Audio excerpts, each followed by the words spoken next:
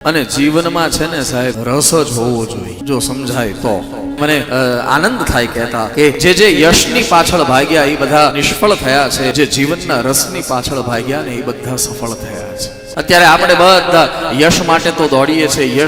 યશ કેટલો છે આપણી પાસે, કેટલો, અને આપણે મેળવવાનો પણ પ્રયાસ કર્યા કરીએ. સારું કોઈ કામ થઈ ગયું હોય તો આપણે જશ લેવા માટે કેટલું દોડીએ.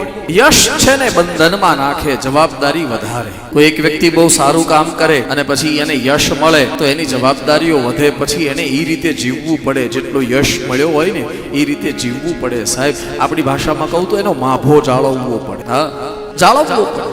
એ યશ જવાબદારી નાખે. પણ જે માણસ રસથી જીવ્યો હોય ને, દાખલા તરીકે નરસિંહ મહેતા તો એ રસની વાત કરે છે, યશની વાત નથી કરતા. નરસિંહ મહેતા એમ કહે છે જુનાગઢમાં કે મને યશ નથી જોતો, મને રસ જોઈએ છે. કયો રસ? જે રસ ધ્રુવ પ્રહલાદે ચાખ્યો, હા, જે રસને અમરીશે હૃદયમાં રાખ્યો.